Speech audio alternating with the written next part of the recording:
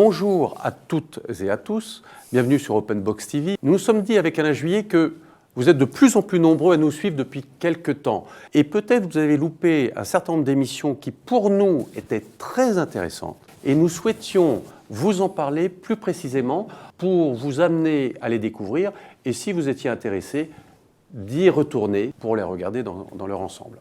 Une toute dernière émission que nous avons sélectionnée avec Alain Juillet, qui est à la frontière avec l'intelligence économique, et c'était sur le lobbying en Europe, au Parlement et à la Commission européenne. Le lobbying, c'est très intéressant de l'étudier parce qu'on s'aperçoit que ce sont des techniques d'influence, en définitive, par des moyens, normalement par des moyens légaux, et qui vont être mises en œuvre par des professionnels pour convaincre d'autres gens d'aller dans un sens ou dans un autre. C'est pour ça qu'on appelle ça aussi, dans le jargon d'intelligence économique, on appelle ça aussi l'influence.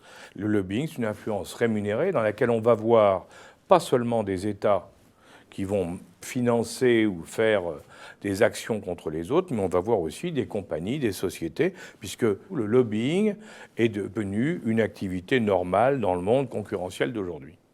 Ce qui est important de voir, c'est que le lobbying est plus ou moins pratiqué ou plus ou moins compris par les uns ou par les autres.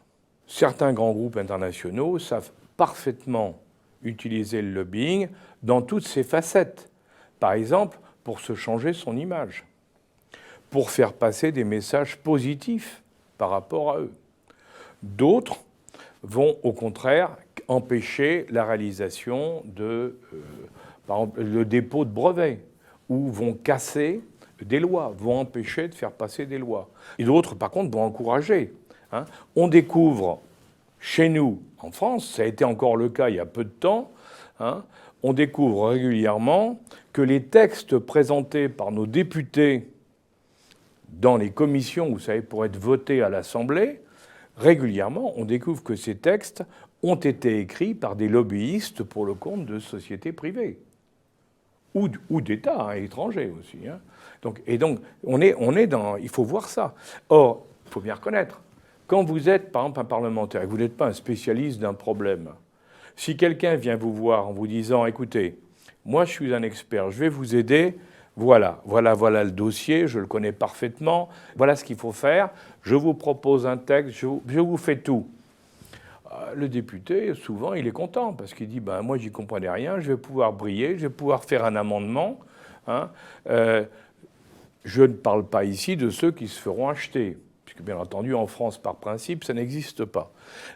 Mais vous avez, tout est possible, si vous voulez. Ces fameux lobbyistes, on s'aperçoit qu'ils ont une influence alors considérable à un endroit, et c'est là où c'était passionnant, comme vous l'avez dit, dans cette émission que je vous conseille de regarder, c'est à Bruxelles.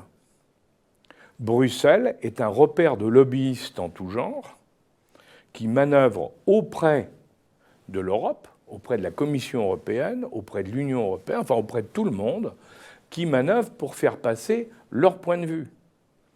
Et on s'aperçoit que certains pays, qui l'ont mieux compris que d'autres, ont beaucoup plus de lobbyistes que d'autres, et qui vont bien sûr défendre leur point de vue ou défendre des textes. Donc évidemment, si vous avez 1000 personnes qui font des propositions aux hauts fonctionnaires et aux dirigeants et aux élus à Bruxelles d'un côté, il y a des chances qu'ils soient plus efficaces que l'autre bord où il y en a 50, où il y en a 30, où il y en a 20. Alors, ce lobby, il peut se faire de multitude de manières. La Commission européenne, à Bruxelles, vous avez des directions. Dans ces directions, vous avez le poste de commissaire européen, et puis après, vous avez un ou deux directeurs généraux, secrétaires généraux. Nous, les Français, on se bat à chaque fois sur le poste de commissaire, parce que c'est glorifiant, c'est valorisant, et dire on est un poste de commissaire, c'est important. Quand vous regardez qui sont les numéros 2, numéro 3, numéro 4, vous apercevez que, enfin on s'apercevait jusqu'au Brexit, que pratiquement dans tous les cas, c'était des Allemands ou des Anglais qui occupaient les deux ou trois postes dessous. Alors la réponse, elle est simple. Qui fait le boulot? Celui qui parle ou celui qui prépare les dossiers? Là, on est dans une forme de lobbying différente, mais très efficace. Vous voyez, donc il y a plusieurs aspects, et c'est ça justement. Donc dans le lobbying, il ne faut pas non plus voir uniquement que celui qui va apporter, qui va faire un commentaire ou qui va défendre, comme on le voit pour la chasse en France, vous avez quelqu'un qui est un lobbyiste et qui parle au nom des chasseurs, qui parle au nom de la Fédération de la chasse et qui réagit à tout ce qui se passe. Il fait son job et tout, il fait de l'influence. Mais il n'y a pas que ça. Vous avez ceux, je vous l'ai dit, qui préparent les dossiers, vous avez ceux qui vont influencer directement ceux qui sont amenés à prendre la décision, et puis vous avez ceux qui organisent des campagnes d'influence, et dans laquelle on va changer l'état d'esprit des gens, où on va pousser le public à réagir au nom de quelque chose. Regardez, par exemple, récemment, il y a eu une idée lancée par les écologistes, de dire qu'il faut réduire la vitesse, pour économiser en France, il faut réduire la vitesse des autoroutes à 110 km/h. Bien entendu, c'est une idée écologiste généreuse, on réduit la consommation. Mais dans la France profonde, ça a été perçu comme un remake du 90 km/h sur les routes. Même chose. Alors que la plupart des gens dans les campagnes ne sont pas concernés.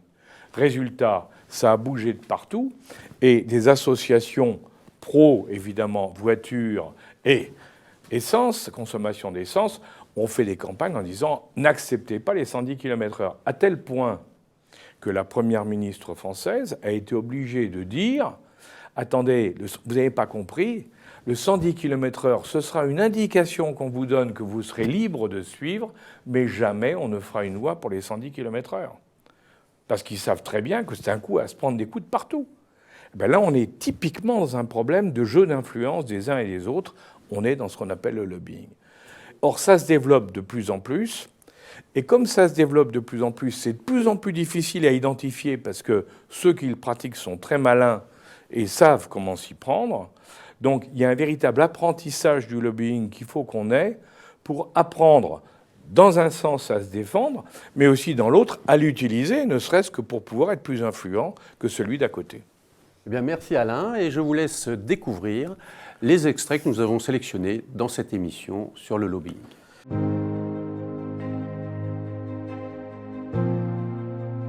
Une première question que je voulais vous poser, parce que je pense que beaucoup de gens ne comprennent pas très bien. On parle de lobby, on parle d'influence, et puis en plus on parle de lobby traditionnel, et puis maintenant il y a les lobbies modernes. Comment ça marche aujourd'hui ? Alors, le lobbying, c'est quelque chose effectivement d'assez complexe. Et c'est d'abord une nécessité. C'est une nécessité pour un pays, pour une filière, pour une entreprise, pour un territoire de se défendre. Comme l'a brillamment rappelé l'étudiant de l'école de guerre économique dans sa présentation, la France, c'est un pays qui a beaucoup de qualités, qui a de grandes forces, qui a plein de talents, mais c'est une carence que nous, on doit compenser. C'est ainsi. Ce n'est pas un jugement de valeur, c'est une réalité, il faut être pragmatique. Nos entreprises, nos filières économiques, l'État, nos territoires, ils sont sous attaque. Nous avons peut-être une culture défensive qui gagnerait à être renforcée, mais nous avons alors en revanche absolument pas de culture offensive. Et le lobbying, c'est pas être sombré dans des affres de corruption, non, c'est faire valoir des intérêts sur une scène. Alors justement, puis on prend Bruxelles par exemple. Tout le monde dit qu'il y a des quantités de lobbyistes représentant à la fois les entreprises, les pays, qu'il y a des Américains, ils parlent énormément de lobbyistes qui défendent leurs intérêts à Bruxelles. On parle des Allemands. Et on dit toujours que les Français ne sont pas très vaillants dans ce... C'est vous qui avez connu cet environnement. C'est un peu ça, c'est-à-dire nous, on n'arrive pas, on ne veut pas, ou on n'a pas la capacité. Oui, je crois qu'on n'aime pas. Enfin, c'est péjoratif en France. C'est plutôt mal perçu. D'ailleurs, le lobbying, c'est d'abord effectivement, c'est partir de ce qui a été dit dans la présentation et qui est très important. À partir du moment où nous, on abandonne des outils de protection juridique, politique, économique, financier à l'échelle nationale et qu'on les transfère dans le multilatéralisme, c'est un choix qu'on a fait. Aujourd'hui, en plus, en France, personne ne propose de sortir de ce choix-là. Ça veut dire qu'il faut compenser ça par des stratégies dans ces sphères décisionnelles. Et ces stratégies-là, elle ne repose pas sur les modes de formation de nos élites qui partent d'un principe où ce serait l'argument, l'argutie qui gouvernerait. Non, ce n'est pas comme ça que ça marche. Ce ne sont pas des stratégies de communication, ce sont des stratégies où il faut mobiliser. C'est pour ça que c'est l'intelligence économique. C'est pluridisciplinaire, ce n'est pas en silo, et il faut mobiliser à la fois des compétences, faire travailler ensemble des gens qui ont des connaissances en matière juridique, en matière politique, en matière financière, en matière énormément technique et scientifique. Nous sécurisons dans l'Union européenne des évolutions technologiques et scientifiques par des stratégies politiques, par des programmes de financement européens et par du droit des évolutions technologiques et scientifiques. Est-ce qu'il n'y a pas aussi le fait qu'il y a des problèmes de taille? Est-ce que nos régions, est-ce que ce pays, est-ce que les grandes entreprises mettent les moyens suffisants et puis ont la taille suffisante pour pouvoir s'exprimer? Il y a un problème plus d'investissement, je pense, et de combativité que de taille. La France, c'est un pays qui peut tout à fait se défendre, ses filières. C'est plus compliqué pour les PME. Objectivement, une PME ne peut pas le faire si elle n'est pas aidée par un territoire et par l'État. Elle n'a pas besoin, en plus, d'une compétence spécifique en la matière à temps plein. Vous savez, les lobbyistes, ce sont des intégrateurs de solutions. Donc, ce n'est pas non plus... en eux-mêmes, ils ne portent pas toutes les compétences. Ils arrivent à faire travailler des gens ensemble. Et ce qui est la grande carence française, c'est qu'il y a à la fois un sous-investissement. Je crois que l'équivalent du MEDEF allemand, c'est 120 collaborateurs à Bruxelles, sur place. Les Italiens, c'est 80. Et pour les Français, ça doit être 2. Je crois que nous, on est issus de la patrie de Descartes. Donc on aime avoir raison quand les anglo-saxons, leur philosophie, eux, c'est l'empirisme. Et rapporté au droit, ce qui est plus ma spécialité, nous, on a la culture de l'intérêt général. Vous savez, même si quelqu'un qui pèse 2% du corps électoral français, il va parler au nom de l'intérêt général du pays. Nous, ce qui nous donne d'ailleurs à nos partenaires européens le sentiment qu'on est arrogant. On n'est pas du tout arrogant. C'est pas il peut y avoir des problèmes d'attitude ou de manque d'empathie, mais ce n'est pas fondamentalement ça le problème. La France, c'est un pays qui aime avoir raison, mais qui n'aime pas gagner. Et plus on veut avoir raison, moins on gagne. Et plus on va donner aux autres un sentiment d'arrogance. Oui. Et ça, c'est paradoxal. C'est-à-dire qu'on porte en nous la culture de l'intérêt général. Et vous dites, c'est l'intérêt général de l'Europe. En face, on va vous dire, mais pourquoi vous, Français, seriez les détenteurs de l'intérêt général européen? Mais non, nous, c'est pas du tout ça. Nous, pas du tout ça. Non, non, je vous assure, c'est très bien pour l'Europe. Il dit, non, non, non. Pourquoi? Parce que, et ça, c'est une grande méconnaissance en France, dans les documents officiels du Parlement européen, on utilise le terme anglo-saxon de trade-off, donc de troc. Oui. On construit des politiques par du troc. Donc les politiques, ce sont des rapports de force avec des compromis. Et ça, ce n'est pas du tout dans la culture politique française. Donc on n'a pas du tout la culture du rapport de force et du compromis. Mais pour ça, il faut être sympa. Oui, mais est-ce qu'il n'y a pas aussi... Alors justement, dans le rapport de force, est-ce qu'on n'est pas aussi un peu naïf? Parce que j'ai l'impression qu'on est certains pays européens, vous l'évoquiez tout à l'heure avec la Hollande et l'Italie, par exemple, on voit que dans certains pays européens, ils n'ont aucun scrupule pour monter des systèmes qui vont pénaliser celui d'à côté, mais qui vont leur rendre service pour leur industrie. Il n'y a pas de sentiment, semble-t-il. En Europe, les Hollandais ne nous font pas de cadeaux, nous. S'ils peuvent gagner des marchés, ils le font contre nous. Et nous, on a l'impression qu'on est dans une espèce de recherche de consensus et ça ne marche jamais. Je ne sais pas, mais c'est une impression. Oui, mais je peux essayer de la confirmer peut-être aussi par quelques exemples qui peuvent être éclairants. Je crois que effectivement, il y a en Europe quand même, et c'est très positif, un partage de valeurs entre les Européens, et ça on se retrouve assez fortement sur la scène internationale. Pour le reste, l'Europe, c'est agir entre compétition et coopération. C'est-à-dire qu'on doit coopérer sur certains sujets, mais en même temps, on est en situation de guerre économique. Et ce qui est paradoxal, c'est que c'est assumé, c'est affiché, c'est dit, c'est explicité. En France, ce n'est pas le problème des autres, c'est le déni chez nous. C'est un problème de déni en France.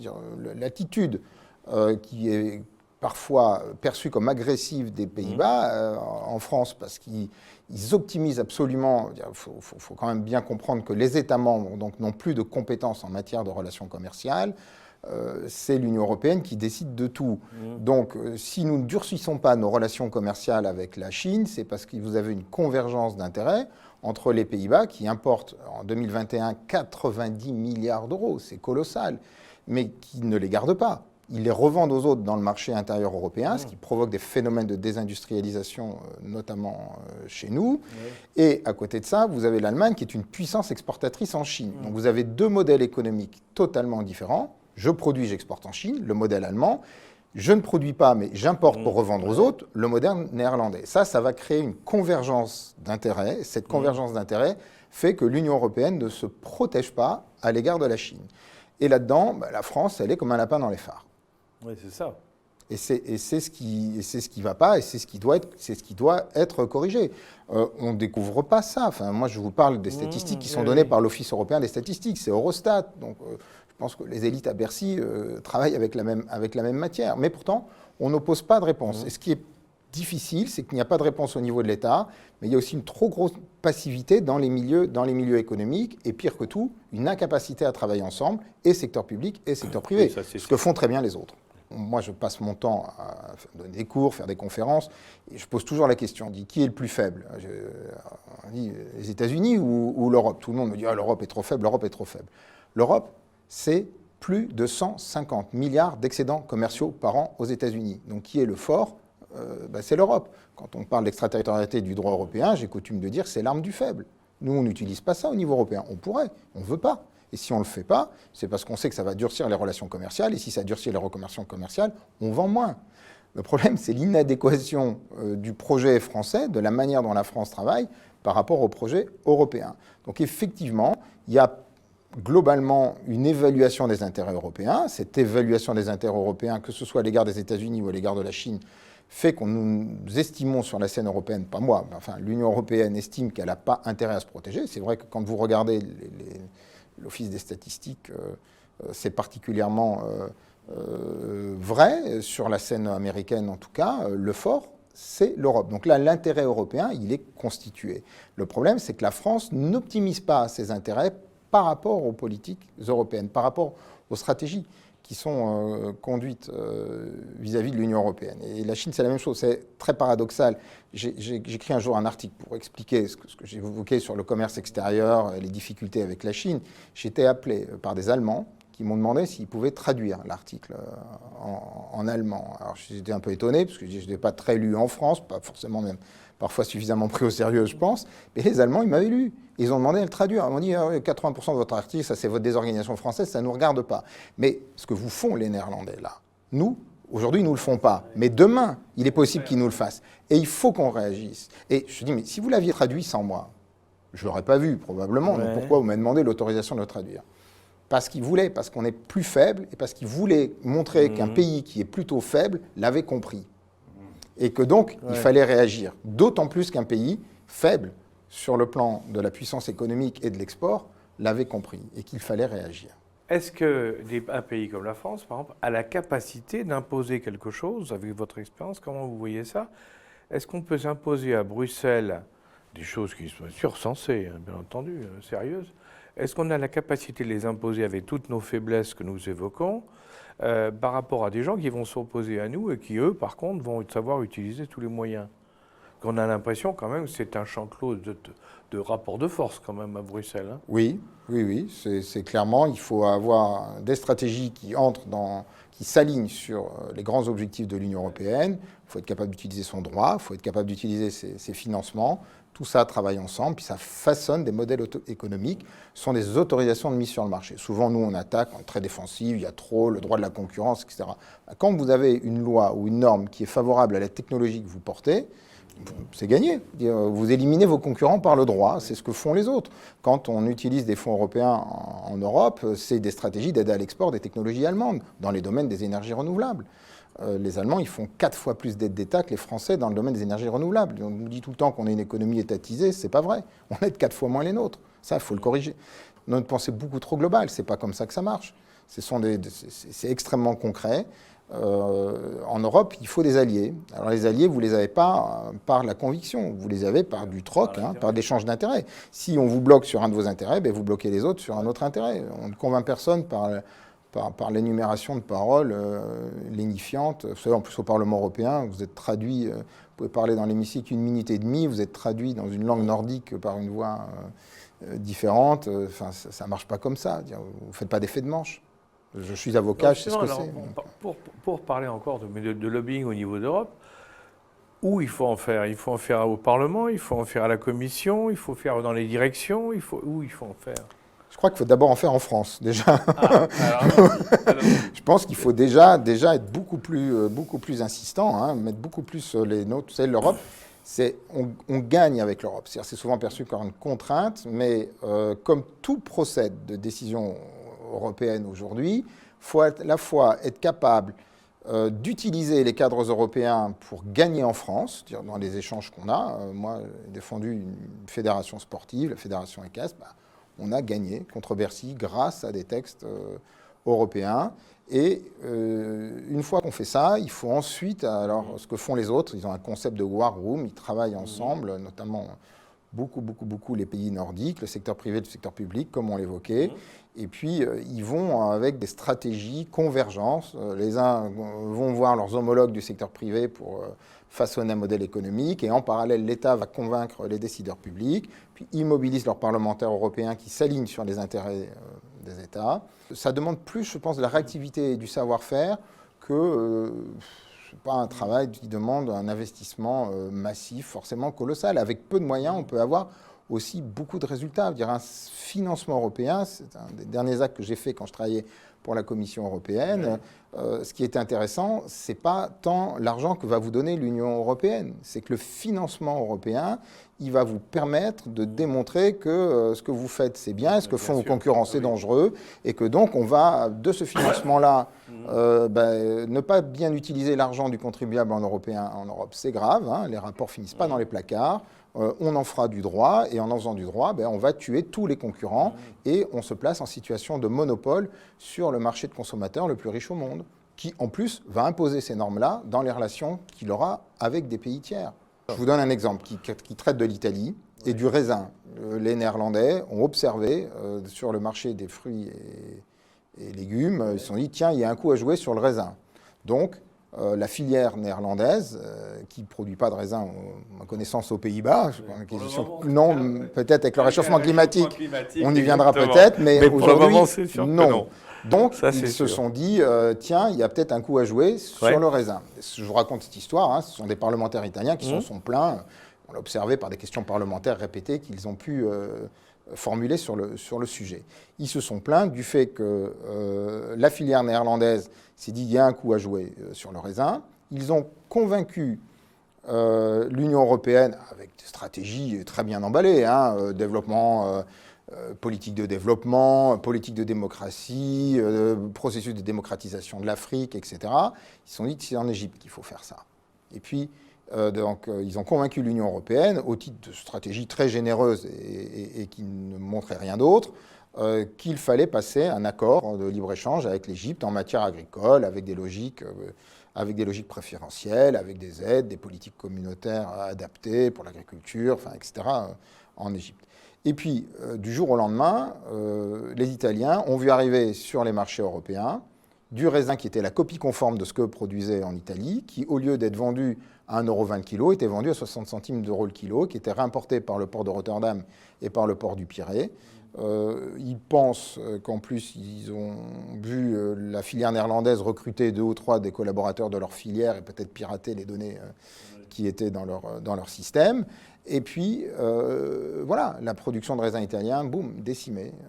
C'est des effets de seuil. Si vous ne vendez pas plus de 60, je sais pas, 70%, 80%... Donc, c'est-à-dire que vous voulez dire que les Néerlandais, qui sont des commerçants en fait, des vrais commerçants, ont fait investir en Égypte pour créer un vignoble en Égypte, c'est ça ? Oui, pour créer l'équivalent. Alors, ils ont passé un accord où ils ont investi eux-mêmes. Ils ont investi eux-mêmes ou ils ont passé un accord. Il y a du raisin qui sort et ils récupèrent du raisin. C'est dingue. Voilà, sauf que vous ne pouvez pas faire ça. Vous pouvez pas faire ça sans lobbying. C'est-à-dire que vous ne pouvez pas faire ça si vous n'arrivez pas à convaincre l'Union européenne qu'il faut pas d'accord douanier. Mais est-ce qu'il ne faut pas avoir effectivement un lieu où il y a un pilotage d'ensemble de nos actions, parce que sinon on est les éternels perdants dans ce que vous expliquez sur le coût des sanctions. J'avoue, pour moi c'est très intéressant, parce qu'on se rend compte que nous, alors on est à des années-lumière de manœuvrer comme ça au niveau européen. Oui, Alors on prend les coups de tout le monde. oui, on fait du sauf qui peut. On a même été amené à faire du lobbying pour défendre les éleveurs de porc français qui ne vendaient rien en Russie, en espérant qu'il n'y aurait pas de sanctions européennes sur la filière, parce que sinon les Allemands ne vendraient plus en Russie. S'ils ne vendent plus en Russie, comme ils nous font du dumping, puisqu'ils embauchent des Ukrainiens sous salaire ukrainien dans leurs abattoirs, ils vont revenir sur nos marchés et décimer notre filière. Donc on doit même défendre les intérêts des autres pour se protéger nous-mêmes. Ah oui. Et ça, c'est du sauf qui peut. Ce qu'il faut, c'est sortir de cette logique de sauf qui C'est peut. effrayant. Hein. C'est effrayant. Il faut sortir de cette logique de sauf qui peut et arriver à reconstruire quelque chose. Et effectivement, aujourd'hui, telles que sont appréhendées les choses avec le secrétaire général aux affaires européennes, le secrétaire d'État aux affaires européennes, d'abord on pense encore que ce sont des affaires étrangères, alors que ce sont des affaires intérieures. C'est pas ça, c'est ce que vous disiez. Oui. Ensuite, on attend que la Commission européenne ponde un texte, puis on prend une position française, on se dit tiens, nous, nos intérêts, c'est comme ça, et on la renvoie en essayant de convaincre avec des arguments qu'elle est compatible avec l'intérêt général européen. Ça parle à personne. Ça parle à personne. Alors c'est souvent très bien fait, hein, c'est bien huilé, c'est très bien rédigé. L'arbitrage interministériel français est quand même souvent compliqué, hein, parce qu'il y a des intérêts différents. C'est une grande différence entre les Français et les Allemands aussi, je pense. C'est que les Allemands, ils sont divisés comme nous, mais quand c'est arbitré, c'est respecté. En France, qui dit arbitrage interministériel dit grande stimulation pour démontrer à l'autre. Exactement, et on va tout faire pour l'empêcher. Ensuite, on a une culture beaucoup trop punitive. Nous, nos cadres, nos administrations sont évaluées négativement. Je prends souvent l'exemple du monde anglo-saxon. Quand vous avez 15 sur 20 en France, vous avez 20-5, vous êtes puni, donc il n'y a pas d'audace. On a plus à perdre à bouger qu'à pas bouger. Chez les autres, 15 sur 20, c'est 0 plus 15. Vous êtes valorisé, vous avez l'audace, vous avez envie. Et donc, c'est ce qu'il faut réinsuffler dans la culture française en faisant en sorte qu'on travaillera donc en pluridisciplinarité et par filière. Hein, c'est des combats de filière, d'entreprise. Il faut descendre à l'échelle micro et accepter que les autres le font. On doit s'adapter, quoi. On n'a pas le choix. Si on change une norme, à l'échelle européenne, on tue le concurrent. Il va sortir des marchés. Sur un changement de norme, en matière d'efficacité énergétique, on se bat sur un mot. Mais avec un réalisme, avec beaucoup de réalisme et beaucoup de pragmatisme en même temps.